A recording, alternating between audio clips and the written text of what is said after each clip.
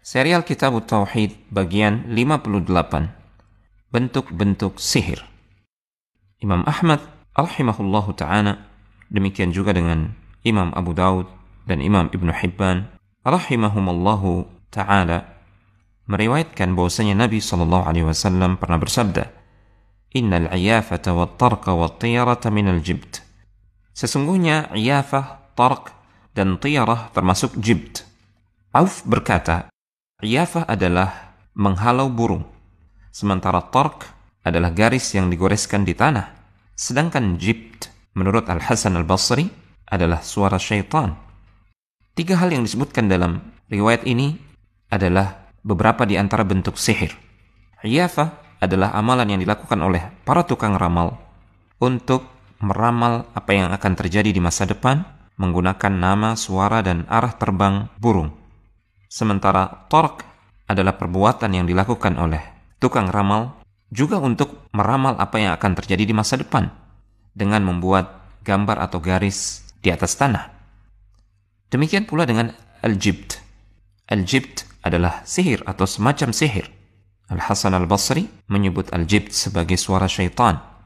Di sini Syekh Muhammad bin Abdul Wahhab rahimahullahu ta'ala menyebutkan beberapa bentuk sihir. Tujuannya agar kita mengenal untuk menghindarinya. Karena banyak di antara manusia tidak mengenali hal-hal ini sehingga mereka menyangka bahwasanya amalan-amalan tersebut adalah bentuk keramat para wali, sampai-sampai mereka menyembah para pelakunya. Akibatnya mereka pun jatuh dalam kesyirikan besar. Diriwayatkan dari Ibnu Abbas, beliau berkata bahwasanya Rasulullah SAW pernah bersabda, Man iqtabasa syu'batan minan nujumi faqad iqtabasa syu'batan minas sihr zada ma zada. Barang siapa mempelajari satu cabang dari ilmu nujum, yaitu ilmu perbintangan yang digunakan untuk meramal masa depan, maka ia telah mempelajari satu cabang dari ilmu sihir.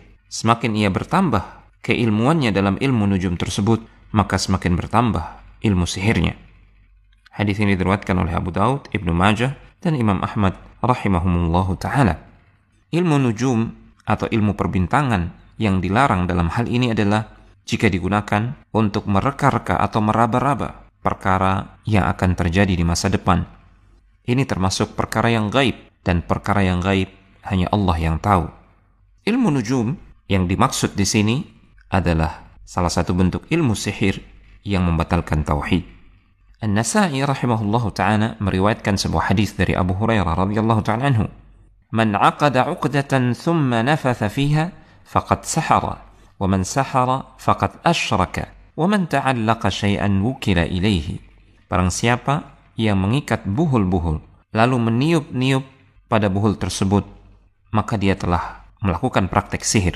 Barang siapa yang melakukan praktek sihir, maka dia telah berbuat kesyirikan. Dan barang siapa yang bergantung kepada sesuatu selain Allah Subhanahu wa ta'ala, maka dia akan diserahkan kepada sesuatu itu, dibiarkan terlantar dan tidak ditolong oleh Allah Subhanahu wa ta'ala. Dalam riwayat ini, Nabi menjelaskan salah satu bentuk sihir agar umatnya terhindar dari kesyirikan.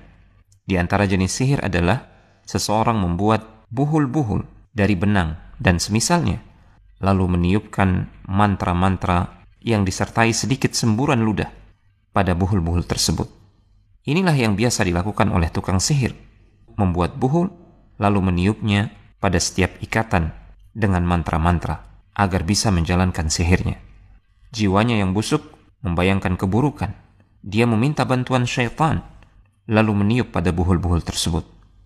Maka keluarlah dari jiwanya yang busuk nafas disertai ludah yang bercampur keburukan dan bantuan syaitan. Maka sihir itu pun menimpa sasarannya, tentu saja dengan izin Allah Subhanahu wa ta'ala secara kauni. Tentu saja sihir tidak akan berefek tanpa seizin Allah Subhanahu wa ta'ala. Ibnu Mas'ud radhiyallahu ta'ala anhu meriwayatkan bahwasanya Rasulullah SAW pernah bersabda, maukah saya beritahukan kepada kalian tentang adhu atau sihir? Dialah an-namimah, yaitu adu domba, yaitu banyak berbicara keburukan dan menanamkan permusuhan di hati-hati manusia. Hadis riwayat Muslim. Dalam hadis yang mulia ini Rasulullah Shallallahu Alaihi Wasallam menyebut an-namimah atau perbuatan mengadu domba termasuk salah satu bentuk sihir. Namimah digolongkan sebagai salah satu bentuk sihir karena namimah bisa memecah belah hati manusia dan merusak hubungan mereka. Namun para ulama membedakan hukum bagi pelaku namimah dengan hukum bagi pelaku sihir dari sisi kekufurannya. Pelaku namimah tidak sampai kepada derajat kufur, sementara orang yang melakukan praktek sihir telah menjerumuskan dirinya ke dalam kekufuran.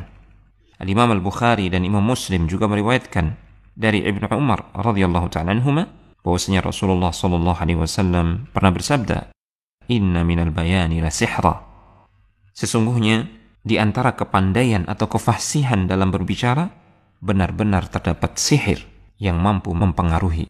Yang demikian, jika kehebatan dalam berbicara digunakan untuk menjadikan yang batil tampak layaknya kebenaran, atau sebaliknya, digunakan untuk menampakkan kebenaran layaknya kebatilan.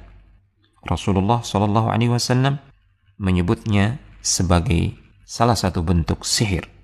Kefasihan berbicara yang digunakan untuk membela kebatilan atau menutupi kebenaran adalah kefasihan yang tercela, sampai-sampai Nabi SAW menggolongkannya sebagai salah satu bentuk sihir. Namun tentu saja hukumnya berbeda antara orang-orang yang menggunakan kepandaian berbicaranya untuk membela kebatilan dengan orang yang benar-benar melakukan praktek sihir.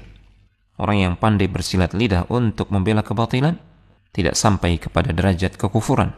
Namun orang yang melakukan praktek sihir karena dia telah meminta pertolongan syaitan, maka dia telah menjerumuskan dirinya ke dalam kekufuran. Semoga Allah Subhanahu wa ta'ala melindungi kita dari terjerumus pada bentuk-bentuk sihir.